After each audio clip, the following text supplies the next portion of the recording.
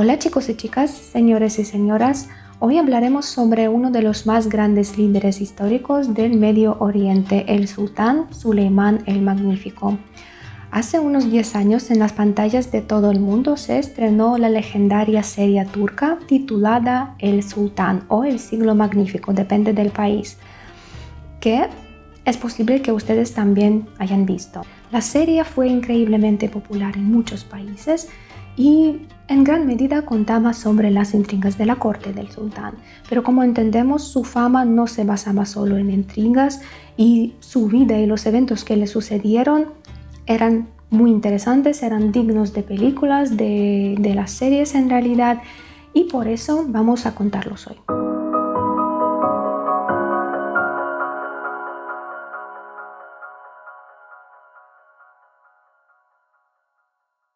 Sultán Suleimán de la dinastía de los otomanos, que gobernó en Turquía más que 500 años, nació en 1494.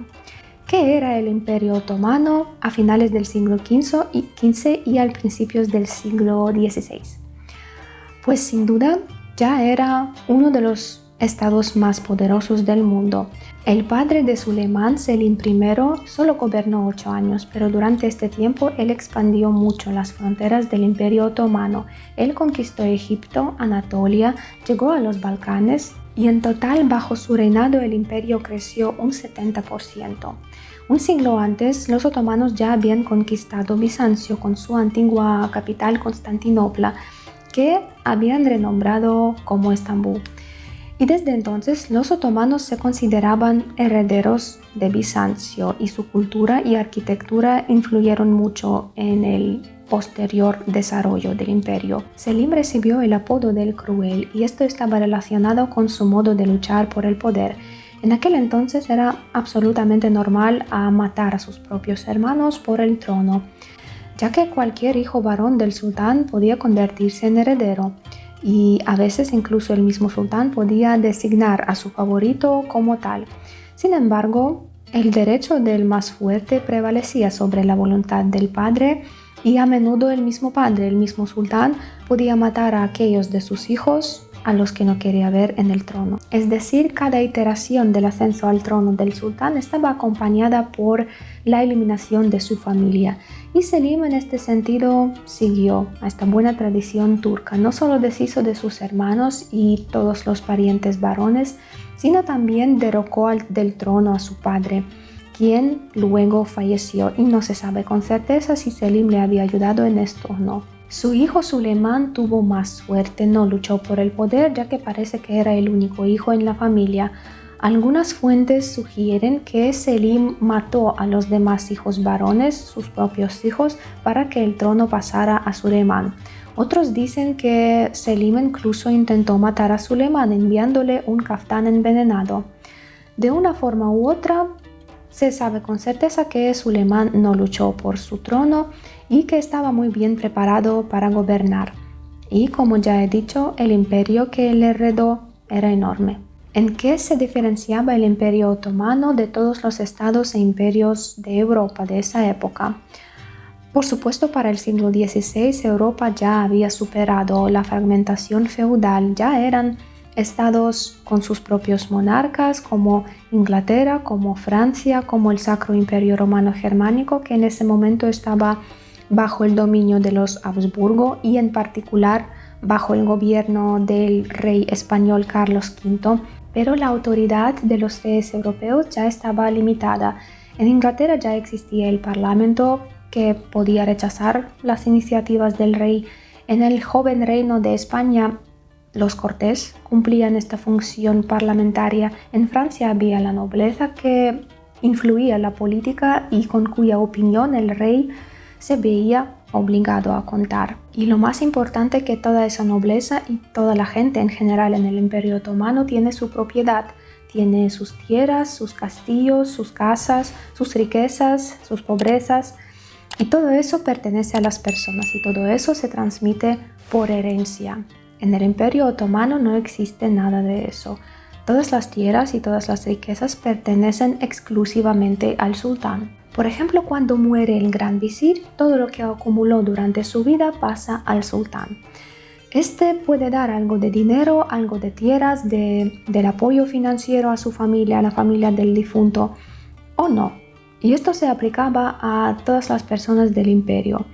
El sultán es el dueño absoluto de la tierra otomana y de todo lo que hay en ella. Todo lo que posees, independientemente del cargo que ocupes, en realidad lo estás tomando prestado del sultán. ¿Qué consecuencias tiene este poder absoluto? Pues por ejemplo, en cualquier momento el sultán puede gastar cualquier cantidad de dinero en cualquier evento, en cualquier operación militar, en una construcción de una flota, de un palacio, sin ningún tipo de consentimientos ni aprobaciones, puede tomar todos los recursos que necesite para ello. La tercera diferencia esencial es el ejército. La principal fuerza de combate del Imperio Otomano son los jenízaros, la guardia personal del sultán.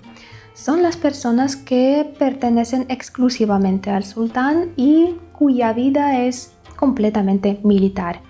En los tiempos de paz ellos reciben un sueldo y en tiempos de guerra, además de su sueldo, saquean y roban en los territorios conquistados.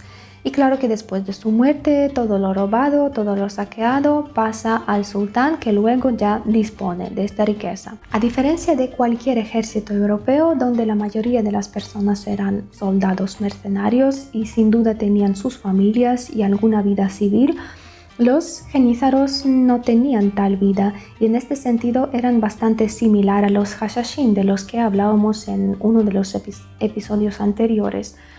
Claro que los hashashin no eran un ejército, eran asesinos a sueldo, pero en términos de disciplina, el ejército otomano no les cedía y también causaba asombro y miedo de todos los diplomáticos europeos. Un hecho interesante es que muchos de los jenízaros eran niños de los cristianos que vivían en el territorio del Imperio Otomano. Eran sacados de sus familias a la edad temprana y luego se convertían al Islam y se dedicaban al servicio militar. Hay que decir que eso era considerado como una escalera de carrera bastante prestigiosa, aunque claro que no todas las familias, no todos los padres estaban contentos con tan separación. También es importante hablar sobre el harén otomano porque las historias de las mujeres orientales prisioneras que estaban encerradas en el harén y solo iban por turnos a los aposentos de su marido, en gran medida eran cuentas un poco exageradas por los diplomáticos europeos del siglo XV. Raramente un hombre otomano podía permitirse un harén y también estaba limitado por la cantidad de esposas que podía tener, ya que debía proporcionarlas un nivel de vida digno y igual. El sultán sí que tenía un harén, se lo podía permitir, pero no era un bordel. Era un lugar donde vivía su madre, sus hermanas, sus hijas, sus concubinas, las sirvientas, y fueron las mujeres quienes gobernaban en este harén, y todas las chicas recibían una educación muy buena, independientemente de su origen o su cargo o su estatus. Y a menudo el destino o la vida de las chicas que fueron vendidas y regaladas al sultán y acabaron en este harén, se desarrollaba mucho más mejor que podría desarrollarse en el país de su origen. Nos parece salvaje ahora, pero en el siglo XV en realidad fue así. El sultán no tenía esposas legítimas. El Imperio Otomano abandonó esa práctica, la de matrimonio, mucho antes del reinado del gobierno del sultán, Suleimán. ¿A qué se debió esto? Al hecho de que la esposa legítima del sultán podría tener demasiados derechos y demasiada influencia, podría reclamar la propiedad imperial y eso iba en contra del poder absoluto del sultán. Y cuanto más crecía el imperio, menos dispuestos estaban los sultanes a casarse y para el siglo XVI solo tenían concubinas. A menudo eran esclavas traídas de los territorios conquistados o regaladas por alguien. La concubina principal, la consorte principal, era aquella que daba a luz al primer hijo del sultán. Se llamaba Haseki y los demás concubinas le obedecían. Aproximadamente 3 años antes del ascenso de Suleimán al trono, una mujer sobre la que hablaremos mucho en este episodio aparece en su vida. Esta mujer jugó un papel importante, incluso fatal, en el destino del Imperio Otomano y por supuesto desempeñó un papel crucial en el destino de Suleimán. Esta mujer era conocida en Europa como Roxelana. Su origen no se sabe con certeza. Se cree que ella nació en el reino de Polonia, en el territorio de la actual Ucrania occidental. Está claro que era eslava y que en cierto momento fue capturada por los tártaros de Crimea, que luego la vendieron a los turcos. Fue comprada por el mejor amigo de Suleimán, Ibrahim Pasha, que antes también era el esclavo y luego ascendió al título del gran visir. Pues Ibrahim la regaló a Suleimán y ella no solo se convirtió en su concubina favorita, porque es un poco característica, un poco despectiva. Ella se convirtió en la mujer más amada de Suleimán y ella recibió el nombre de Hürrem, lo que significa la que trae la alegría. Hay que hacer una breve digresión sobre los ascensores sociales en el Imperio Otomano porque también es un punto interesante y una diferencia significativa entre este estado y todos los demás, todos los europeos. La élite otomana no es una élite por nacimiento. Ibrahim Pasha, de lo que hemos hablado, era griego, era cristiano ortodoxo y fue esclavizado cuando era niño. Él creció en el palacio cerca de Suleimán, en la provincia de Manisa, donde Suleimán vivía en aquel entonces. Y luego él ascendió al título de gran visir. Uno de los principales arquitectos e ingenieros del Imperio Otomano, Mimar Sinan, que construyó la mayoría de las mezquitas tan famosas de Turquía, también inicialmente fue capturado y fue vendido como el esclavo. El gran Jereddin Barbaroja, el futuro almirante al servicio de Sultán, también fue griego, fue ortodoxo. Y en este sentido los otomanos administraron el Estado de manera muy competente. Ellos seleccionaban a las personas talentosas sin importar su origen y su fe. Estos cambiaban su religión y luego se convertían en la élite del imperio. Así, el Imperio Otomano obtenía cerebros y fue un logro absolutamente brillante. Hasta el día de hoy, en los países donde la gente no está obsesionada con nacionalismo y donde viven muchos grupos étnicos diferentes, la economía suele desarrollarse más rápido porque la capacidad para aprovechar de los conocimientos de diferentes culturas lleva a cualquier país al éxito y en el Imperio Otomano eso lo entendían muy bien.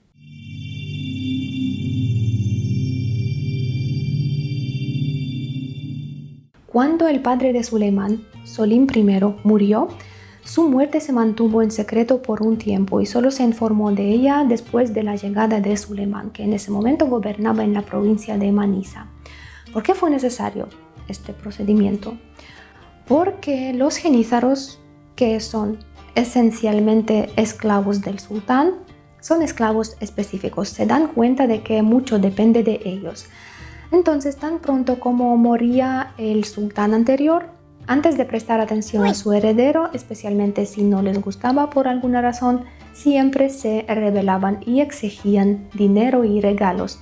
Y por lo tanto era necesario que el heredero estuviera en este mismo lugar y les dijera a los genízaros: camaradas genízaros, mi papá ha muerto y yo le heredo. Yo soy el nuevo sultán. Aquí están sus regalos, su dinero, por favor, cálmense. Si no se calmaban, pues entonces se ejecutaban un par de instigadores y luego se calmaban. Pero no se podía dejar a los genízaros ni por un momento sin su amo. Hay que mencionar que en su juventud Suleimán se unió a la guardia de los genízaros e incluso recibió un salario como genízaro y por lo tanto ellos lo consideraban suyo. Y sin embargo, Suleimán siguió este procedimiento por si acaso y así se convirtió en el señor de un inmenso imperio otomano. El ascenso al trono del Suleimán se caracterizó por el hecho de que, a diferencia de su padre, no continuó la política de crueldad. Él llegó al trono sin derramar sangre fraternal y optó por una política pacífica. Se convirtió en el padre de nación. liberó algunos cautivos, liberó comerciantes cristianos que estaban en prisión por orden de su padre y estableció relaciones con los venecianos. Venecia en ese momento es una ciudad de navegantes y comerciantes y al principio eran los únicos que tenían su embajada en Estambul. Ellos eran portadores de la correspondencia diplomática y transmitían a Europa toda la información sobre los eventos que estaban pasando en el Imperio Otomano.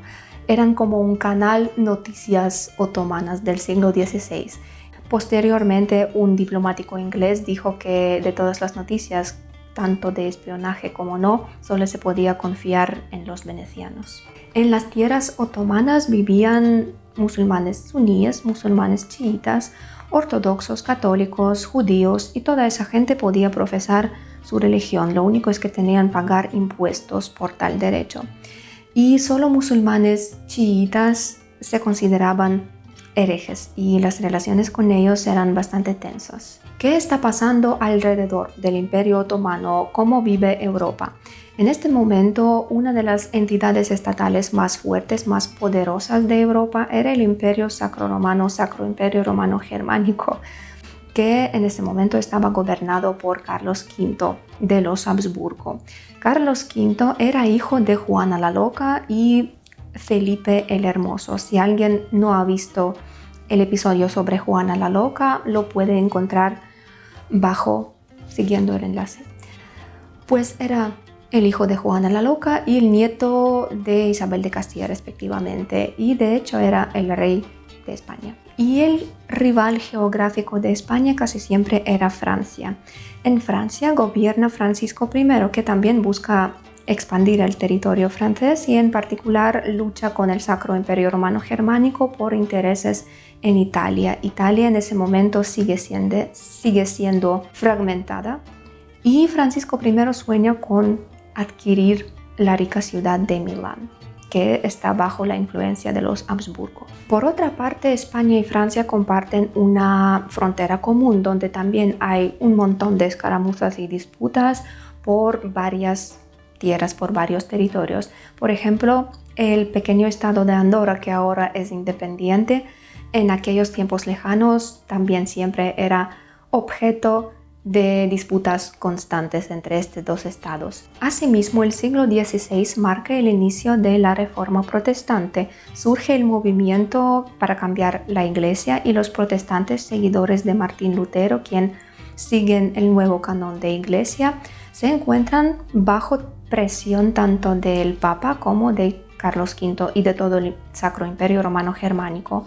Y existe una opinión de que los protestantes le deben su existencia al Imperio Otomano porque en aquella época este mantuvo constantemente a los monarcas católicos en tensión, lo que les impidió a dedicar suficiente tiempo a la lucha contra los protestantes. Sultán Suleimán nunca se llamaba emperador, simplemente no existía tal título en el Imperio Otomano, pero sin duda se consideraba el emperador, el señor de todo el mundo, el dueño de vastos territorios, y por eso nunca llamaba a Carlos V como emperador, lo llamaba siempre el rey español. Y si miramos esta situación con imparcialidad, el verdadero emperador cuyo poder no estaba limitado por nadie era el sultán Suleimán el Magnífico. Ahora entendemos que hay muy poco de bueno en tal poder absoluto, en la monarquía absoluta en general. Y sin embargo, en cuanto de su influencia, su poder militar y su poder económico, Suleimán era una figura más significativa. Además, si hablamos sobre el Mar Negro, en aquella época se llamaba el lago turco porque todas las tierras a su alrededor pertenecían a Turquía. Al llegar al poder, Suleimán decide llevar a cabo los planes de su padre, que quería subyugar los territorios de los Balcanes y también estaba preparando una expedición a la isla de Rodas. Así que en 1521, Suleimán se dirige a los Balcanes y después de un par de bombardeos de artillería, captura varias fortalezas y ciudades de lo que ahora es Serbia. En 1522 él ataca la isla de Rodas. En esta isla vivían los antiguos caballeros cruzados, conocidos como los caballeros hospitalarios. Después de que los cruzados fueron expulsados de Asia Menor, algunos huyeron a Chipre, los templarios huyeron a Chipre, y los hospitalarios huyeron a la isla de Rodas. Ahí tenían su fortaleza y controlaban todas las rutas comerciales en esa zona. Así que Suleimán desembarca en esta isla y comienza el asalto de la fortaleza. La batalla por la isla es muy difícil, los caballeros hospitalarios son increíblemente valientes. Los turcos bombardean a la fortaleza con su artillería, luego comienzan a cavar túneles bajo las paredes de la fortaleza y minarlas. A su vez, los hospitalarios comienzan a hacer una red de agujeros similar a una ventilación para desviar la onda explosiva y también para que el agua pueda entrar y apagar las mechas enemigas. Cuando los turcos comenzaron a hacer estallar las paredes de la fortaleza, estas no se derrumbaron, solo se formaron varias brechas estrechas en diferentes lugares. Y los turcos comenzaron a penetrar a través de esas brechas a la ciudad.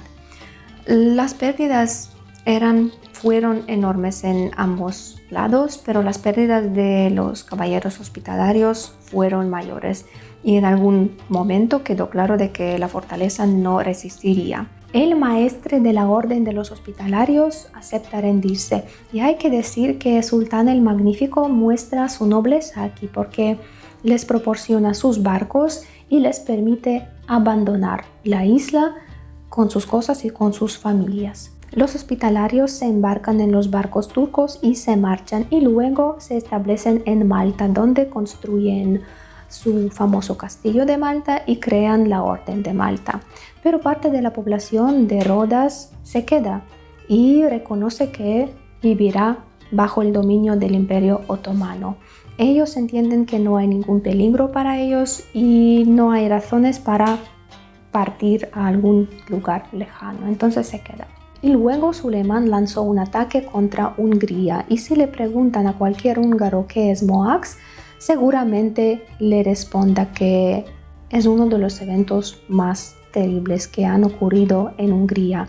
Incluso los húngaros tienen un refrán, es Moax, lo que significa que es una pérdida muy grande. ¿Qué pasó ahí? En ese momento Hungría era un país católico muy débil. Sufría constantemente de las guerras entre su propio rey y su propia nobleza. La nobleza esa no le obedecía, el rey era muy joven y además la nobleza esa luchaba entre sí. La ubicación de Hungría también era desfavorable porque estaba atrapado entre el Sacro Imperio Romano Germánico y el Imperio Otomano.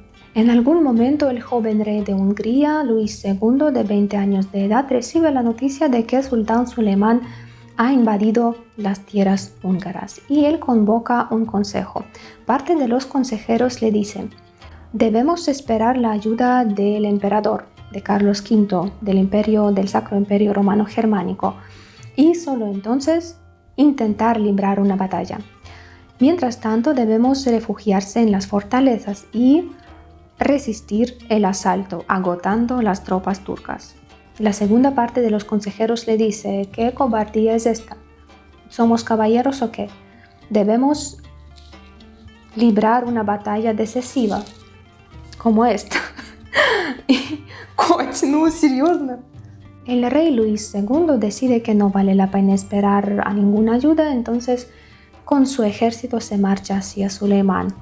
Y así, cerca de un lugar llamado Moax, comienza una batalla. Suleimán se muestra como un estratega brillante, o más bien lo muestra su mejor amigo Ibrahim Pasha, que en este momento ya era el gran visir. Él organiza filas débiles en la defensa y retira la línea principal encabezada por los jenízaros hacia atrás. Los caballeros húngaros caen en esa trampa y con toda su pesada caballería se lanzan contra el ejército turco. El ejército se separa y la artillería turca rodea a los húngaros por todos lados y comienza a dispararles. Para los húngaros la batalla terminó terriblemente y se convirtió en una tragedia nacional. 20.000 soldados murieron en el campo de la batalla y más tarde 2.000 prisioneros fueron decapitados, y frente al sultán Suleimán apilaron un montículo de estas cabezas cortadas. El joven rey Luis II resultó herido en la cabeza y se ahogó en un pantano bajo el peso de sus armaduras. Más tarde lo encontrarían y lo identificarían por su casco de joyas. Así Hungría pierde su ejército, pierde a su rey y se convierte en la propiedad del Imperio Otomano. Es interesante que diferentes fuentes históricas escriben a Suleimán como una persona que siempre ofrecía a los sitiados a rendirse, a coger sus pertenencias y marcharse, y de hecho su comportamiento noble sí que se refleja en algunos de sus actos, pero al mismo tiempo durante su reinado hubo un montón de las ejecuciones similares, como esos montículos de cabezas cortadas. Me refiero a que todo eso se combinaba en él. La batalla de Moax fue también un punto de la increíble elevación de Ibrahim Pasha.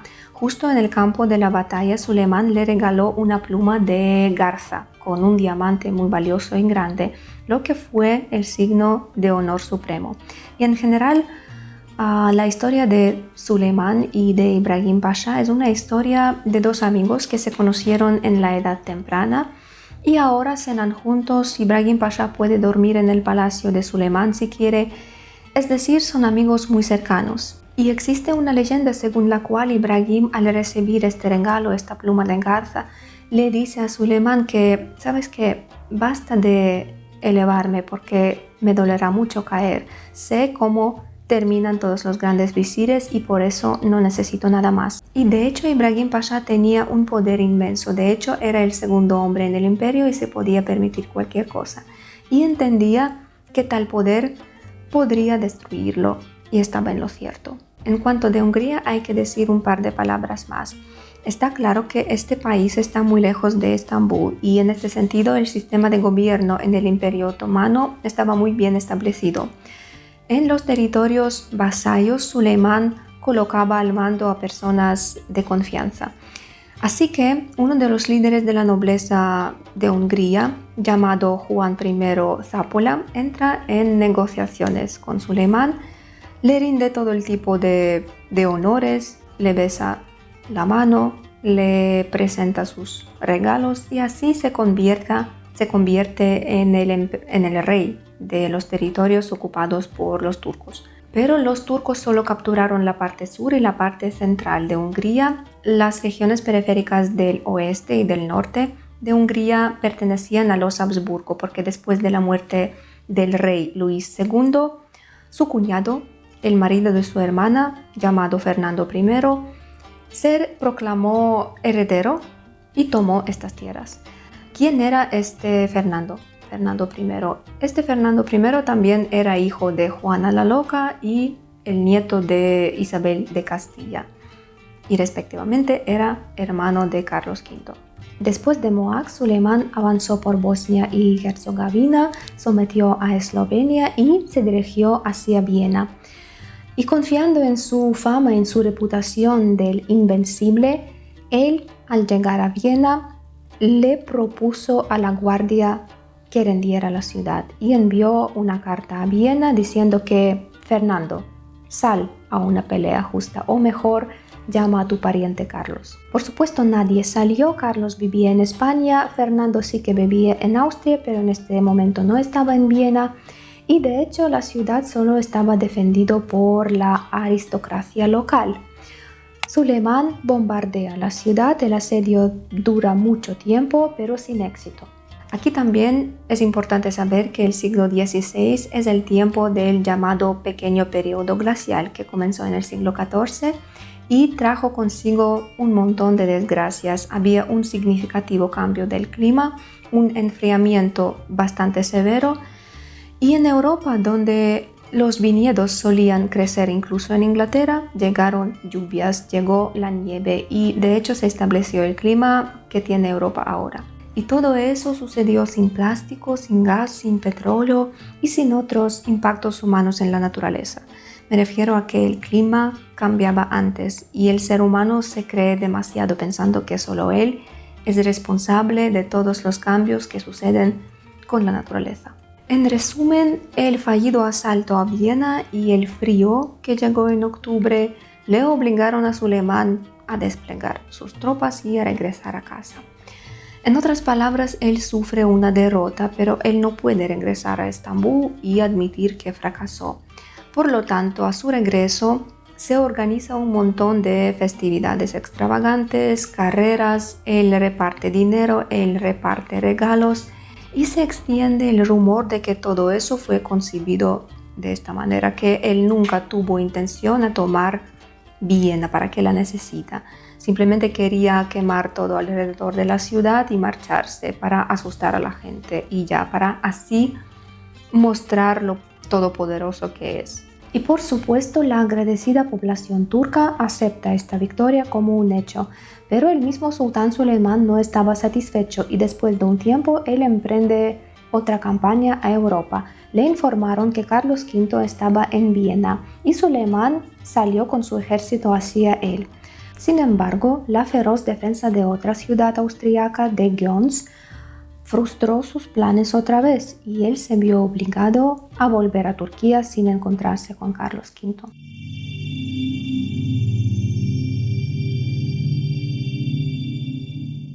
En algún momento le viene a la mente que, a pesar de las posesiones terrestres, él puede molestar al Sacro Imperio en el mar y que debe construir una flota, y lo comienza a hacer. Pero al mismo tiempo él entiende que tampoco es posible dejar a los jenízaros sin trabajo, porque si no trabajan, si no están en guerra, pueden rebelarse, lo que realmente pasará. Después de una larga inactividad, o más bien del descanso que Suleimán les proporcionó a los jenízaros, estos organizaron una serie de pogromos contra cristianos, contra judíos, tomando los bienes y el dinero de los comerciantes. Esto fue estrictamente prohibido porque en el Imperio Otomano existían tales conceptos como territorio de guerra y territorio de paz.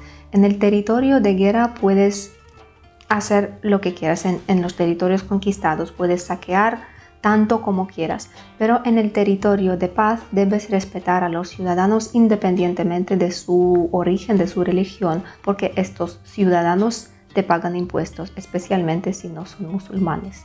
A los jenízaros ni siquiera les permitían pastar sus caballos en los campos cristianos, por eso podían recibir un castigo bastante severo, y ahora organizan un motín en Estambul. Cuando Suleimán regresó a la capital, claro que todos los instigadores fueron decapitados y él mismo decidió que esta audacia y esta sed por riquezas debía utilizarse en otro lugar y organizó una campaña militar a Asia Menor, donde vivían los musulmanes chiitas con los que los turcos siempre tenían problemas y conflictos. En 1533, Suleimán invade Persia con 2 ejércitos. Uno lo dirige personalmente y el otro está bajo el mando de Ibrahim Pasha. Los resultados de la campaña son variables. Suleimán avanza hacia los territorios de lo que ahora es Irak y Irán. Él captura las ciudades de Tabriz y Bagdad, llega a los territorios de Azerbaiyán y luego sufre varias derrotas y regresa a Estambul. Pero esta guerra en Persia llevó en sus alas la caída de Ibrahim Pasha. Suleimán era una persona bastante reservada e Ibrahim era casi el único con el que ellos intercambiaban notas y discutían asuntos estatales también. En general, Ibrahim llevaba toda la diplomacia del Imperio Otomano. Y con el tiempo, los maliciosos rumores comenzaron a decir que a menudo a los diplomáticos Ibrahim les decía: el sultán no decide nada sin mí, es mi hermano. Lo que yo diga, así será. Así que ustedes negocien conmigo. Y poco a poco comenzaron a decir que era un traidor. Especialmente lo decía Hürrem o Roxelana. Como ya he dicho, Ibrahim la regaló a Suleimán y ella se convirtió en su mujer más amada. Al principio ella era una joven concubina. La concubina principal era Mahidevran, que era albanesa o circasiana y que dio a Suleimán su primer hijo varón. Con el tiempo, Mahidevran nota que solo Hürrem entra en los aposentos del sultán, que él no invita a nadie más ahí. Y en algún momento sucede una bronca, una pelea entre ellas, y durante esa pelea Mahidevran araña el rostro de Hürrem. El sultán, cuando regresa a casa por la noche, les dice a sus sirvientes que por favor llámenme a Hürrem a las 22 que venga. Hürrem, a través de un eunuco, le responde que ella no puede venir, que está en tal estado que simplemente no se permitirá empañar los brillantes ojos del sultán. Él la llama otra vez, ella no viene y entonces él ordena a su guardia que la traiga porque ¿qué tipo de comportamiento es? Pues ella levanta su velo y le muestra al sultán su rostro. Él la pregunta ¿quién hizo esto? Y ella le responde que su consorte principal, Mahidevran. Desde entonces Mahidevran pierde su estatus de la concubina principal y Hürrem se eleva increíblemente y sucede una cosa fantástica.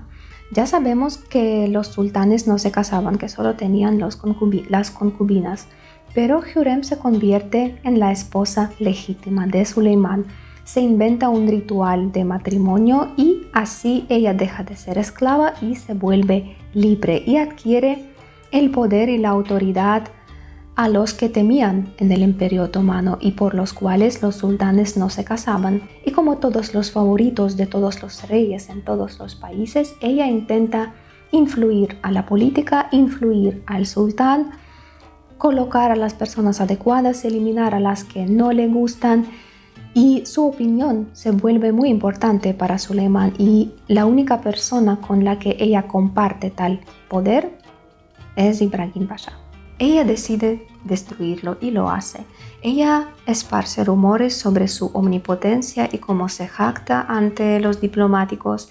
Ella afirma que los regalos que se les llevan al sultán, Ibrahim Pasha a menudo se los apropia y que hasta el día de hoy sigue profesando el cristianismo en secreto.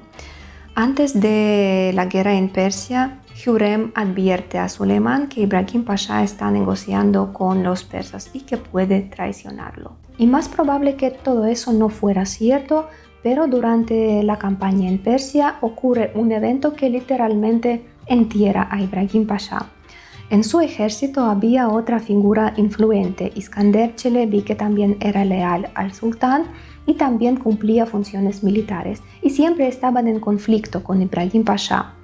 Y cuando el ejército tuvo problemas con el suministro del cual era responsable Iskander Çelebi, Ibrahim Pasha ordenó a capturarlo y a ejecutarlo. Y al sultán él escribió que encontré una traición salvaje, este hombre estaba trabajando por los persas, lo hemos ejecutado. Y luego existen dos leyendas al respecto. La primera leyenda dice que Suleimán vio a este Iskander en un sueño y Iskander le dijo que yo no soy culpable, Ibrahim Pasha me calumnió. Y la segunda leyenda es que este mismo Iskander Çelebi, antes de morir, logró enviar una carta a Suleimán en la que dijo que estaba preparando una terrible maldad en su contra. Y teniendo en cuenta todos los rumores y advertencias de Hürrem, Suleimán llega a la conclusión de que Ibrahim Pasha es un traidor y hay que ejecutarlo. Pero había un detalle importante, un detalle significativo. Cuando una vez Ibrahim Pasha le pidió a Suleimán que no me eleves porque mi caída será terrible, Suleimán le respondió que mientras yo sea el sultán, ni un solo cabello caerá de tu cabeza, nunca te removerán y nunca te mataré. ¿Qué hizo Suleimán considerando esta promesa? Según una versión, él envió a sus emisarios en la ciudad sagrada de la Meca y les pidió que levantaran esta promesa. Según otra versión, convocó un consejo y ahí le dijeron que la vida es una actividad.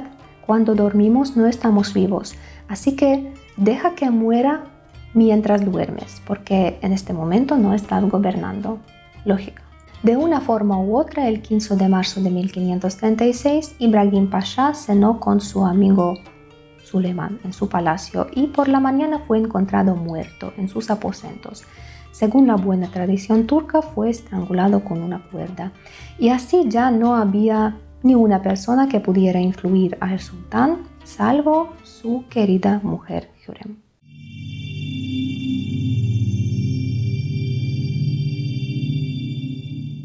Pero vamos a volver a las conquistas de Suleimán y en particular en sus planes marítimos. Ya en 1533, él nombró a un hombre llamado Jeredín Barbaroja como su almirante, como comandante de su flota, de la flota otomana. ¿Quién era ese hombre?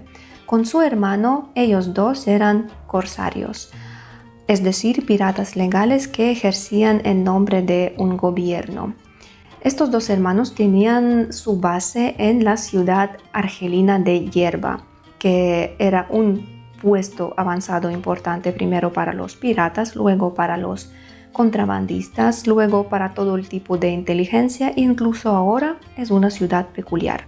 Y de hecho, Barbaroja se convierte para Suleimán en lo que posteriormente será Francis Drake para Isabel I de Inglaterra. Él también comenzó como pirata y saqueador, solo que él saqueaba barcos españoles en América Latina y Barbaroja actuaba en el Mediterráneo. Era un navegante excepcional, tenía el apodo de el dueño del mar, lo que nos indica que en el mar él podía hacer cualquier cosa. Y en 1538 los turcos emprendieron una gran expedición marítima hacia el sur de Arabia y a la India. Ellos llegaron al puerto de Adén, en el actual Yemen, donde el gobernante local les dio una recepción solemne, pero al parecer esta recepción no le gustó a Suleimán porque este gobernante fue colgado y esta ciudad fue saqueada. Luego los turcos navegaron hacia la costa occidental de la India, donde ellos asediaron la ciudad portuguesa llamada Diu. Al principio los musulmanes indios les ayudaban a los turcos a luchar contra los portugueses, pero luego se apresuraron a hacer paces con estos diciendo que no les ayudamos a esos turcos para nada, ¿cómo pudieron pensar eso de nosotros? Y luego masacraron juntos con los portugueses a los turcos que sitiaron la ciudad. Por otro lado, en el mismo 1538, Venecia, aliada con los españoles y con el Papa, atacan a las islas que pertenecen al Imperio Otomano. Pero aquí Barbaroja con su ejército derrota a los venecianos, saquea a sus islas en el mar Egeo, aterroriza a la población de Sicilia y del sur de Italia y en Roma prácticamente se declara la ley marcial. Ellos se dan por vencidos y así el mar Mediterráneo queda en manos de los turcos. Aquí hay que señalar una cosa importante. Antes de esas batallas, Suleimán el Magnífico firmó un tratado secreto con el rey de Francia, Francisco I, según el cual la flota otomana podía basarse en el territorio francés. Como recompensa, Francisco I tomó posesión de la ciudad de Niza y de toda la Costa Azul. Barbaroja, claro, las capturó para él. La flota otomana se basaba en la ciudad de Tolón, ahora es la principal base naval de Francia. Y desde ahí, los turcos lanzaban ataques contra la costa española y contra la costa italiana. Posteriormente, la flota otomana llegó a Argelia, capturó a todas las ciudades costeras y así, en el mar, Suleimán el Magnífico logró mostrar su poder a todos los monarcas europeos. Existen evidencias de que algunos siervos campesinos de varias regiones europeas huían al territorio del Imperio Otomano porque les resultaba más fácil sobrevivir ahí. Así se convertían en personas libres y el impuesto por la fe que tenían que pagar era mucho menor que los tributos que pagaban a los feudales. Algunos incluso querían convertirse al Islam para no pagar impuestos. Pero como eso no beneficiaba al Imperio Otomano, a menudo se les negaba este cambio. Sin embargo, además del impuesto por la fe, existía otro tributo. A aquellos que no eran musulmanes se les quitaban a los hijos varones y se criaban como genízaros. A estos niños los convertían al Islam y se dice que ya no se comunicaban con sus padres, por lo tanto muchas madres escondían a sus hijos para evitar esta separación. Pero al mismo tiempo algunos padres musulmanes querían entregar a sus hijos a los genízaros porque era un ascenso social increíble. El niño que se convirtió en genízaro podría ascender a las cimas de la brillante corte del sultán. Así que a veces los padres musulmanes negociaban con los cristianos y les daban a sus hijos para que luego se les quitaran. El sobrenombre El Magnífico se le dio a Suleimán en Europa. En su tierra natal lo llamaron Suleimán el Legislador, porque a pesar de las guerras interminables, él se ocupaba seriamente de la política interna. Elaboró un código legal muy extenso y algunas leyes estuvieron en vigor hasta el siglo XIX. Estas leyes fueron escritas para cada provincia que formaba parte del Imperio Otomano y se trataban sobre todo sobre la herencia, sobre la religión, el matrimonio, los impuestos e incluso sobre los años de malas cosechas. Por supuesto, él no las escribió todas él mismo. Había gente que le ayudaba, pero aquí también hay que destacar una cosa importante que, al igual que lo mencionamos en el episodio sobre Isabel de Inglaterra, que la capacidad de elegir el entorno y a las personas que trabajan para ti es una cualidad esencial para cualquier verdadero líder. Y en este sentido, Suleimán, por supuesto, poseía esta cualidad. Pero a diferencia de Isabel de Inglaterra, que sacrificó su vida personal e incluso, según la leyenda, ejecutó a un favorito que intentó ascender al poder, Suleimán terminó bajo el control de una mujer que lo llevó a tomar a una serie de decisiones incorrectas, incluso destructivas para su imperio. En la cúspide de su poder, en un momento dado, Hürrem se da cuenta de que es necesario pensar sobre la sucesión, porque es obvio que si el hijo mayor de Suleimán, llamado Mustafa, gobierna después de la muerte del sultán, tanto ella como sus hijos estarán muertos. Según la buena tradición turca, ellos todos serán estrangulados.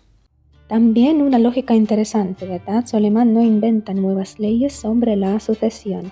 Se da cuenta de que después de su muerte o incluso durante su vida habrá una lucha feroz entre sus hijos, de la cual solo uno sobrevivirá, y él lo acepta con calma. Uno de los hijos de Suleimán y Hürrem, llamado Cihangir, era jorobado y estaba claro que no gobernaría.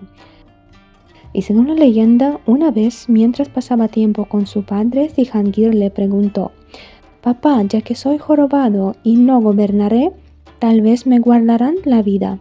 A lo que Suleimán le respondió: «Bueno, hijo, por supuesto que te matarán. ¿Cómo que no? Es una tradición. A todos los matarán». Y así, debido a esa hermosa tradición, Hürrem entra en la batalla por sí misma y por sus hijos. Mustafa en ese momento no solo era el hijo mayor de Suleimán, era su verdadero orgullo. Era muy inteligente, muy guapo y muy popular en el imperio. Y era muy popular entre los genízaros. Así como Suleimán al principio de su reinado, que también era muy popular entre la gente, Mustafa sigue los pasos de su padre y sería un gran sultán. Naturalmente a Hürrem no le conviene esto y ella comienza a tejer intrigas contra Mustafa. Desde 1533, Mustafa vivió con su madre Mahidevran en Manisa, la ciudad donde nació y donde Suleimán mismo gobernó antes de ascender al trono. Pero en 1541 Suleimán envió a Mustafa a la ciudad de Amasya y en Manisa gobernaba su hijo mayor de Hürrem, llamado Mehmed.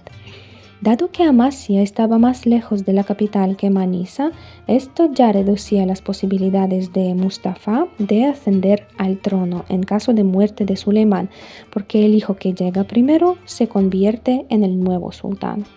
Pero Mehmed murió en 1544 y entonces Suleimán envió a Manisa a otro hijo de Hürrem llamado Selim, y uno más, también de Hürrem, fue enviado a la ciudad de Kütahya, que también estaba más cerca de Estambul que Amasya. Pero para fortalecer aún más la posición de sus hijos, en 1553, cuando Suleimán ya tenía 59 años y Mustafa tenía 38, Hürrem le contó a su marido que su hijo mayor, Mustafa, estaba preparando un golpe de estado con la ayuda de los genízaros, entre los cuales era tan popular. Suleimán le cree, lo toma en serio y llama a Mustafa a su cuartel general. Mustafa debe llegar de Amasya para justificarse. Él entiende que tal vez nunca regresará, pero tampoco puede negarse. Él entra en la tienda, pero su padre no está. En su lugar, sus sirvientes mudos se abalanzan sobre él y comienzan a estrangularlo con una cuerda. Para que nadie vea lo que está sucediendo, la tienda está rodeada por otro toldo de tela para que ningún sonido, ningún movimiento se escape hacia afuera y para que los genízaros no acudan en ayuda de Mustafa.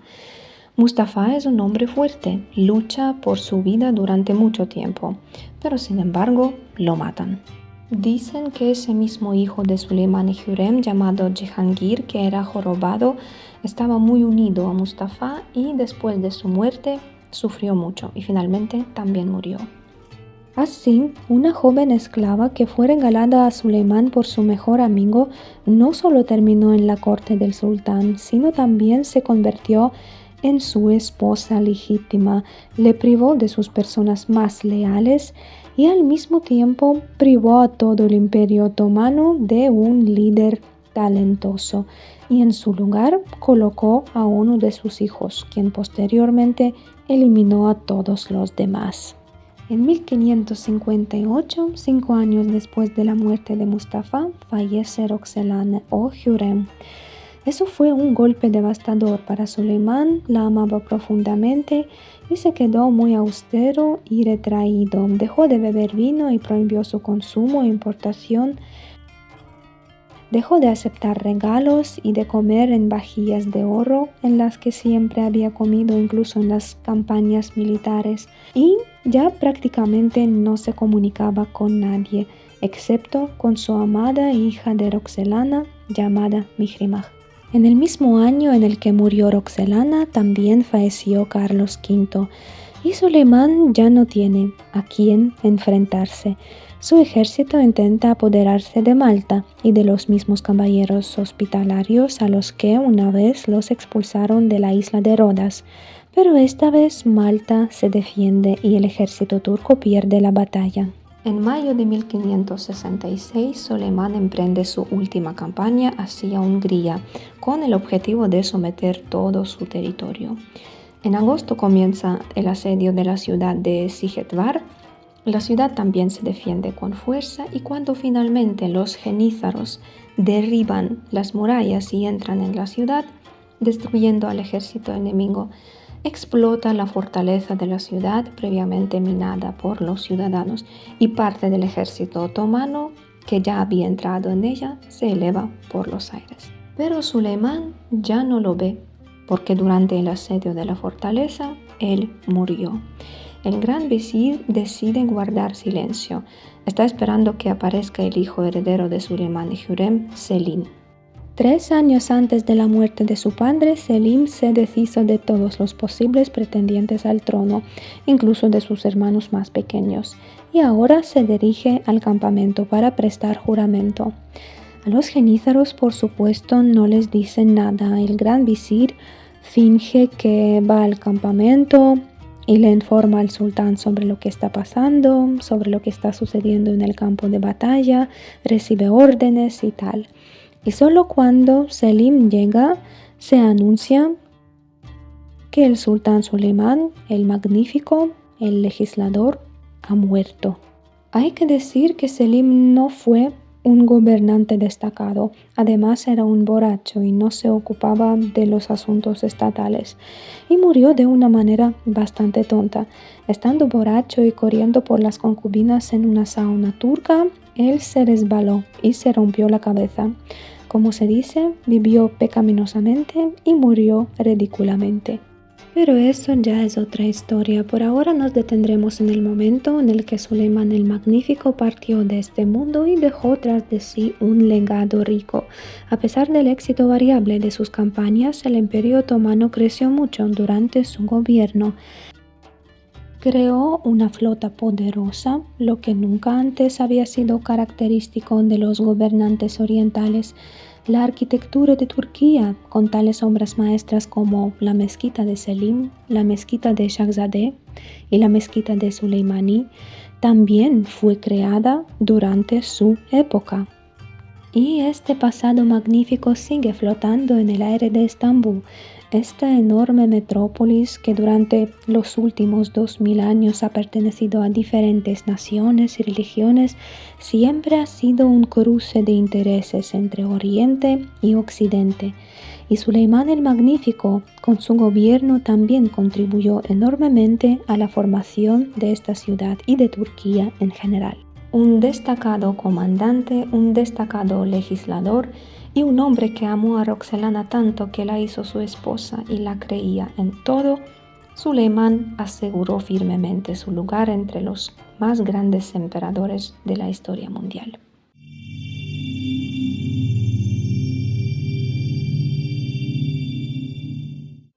Amigos y camaradas, gracias por ver los episodios históricos. Si les gusta lo que hago, por favor suscríbanse al canal, den me gusta y, como siempre, compartan sus comentarios e impresiones sobre esta historia y sobre sus héroes. Esas simples acciones realmente ayudan mucho a promover el canal. Yo por mi parte les agradezco mucho por su atención y nos vemos en la próxima historia.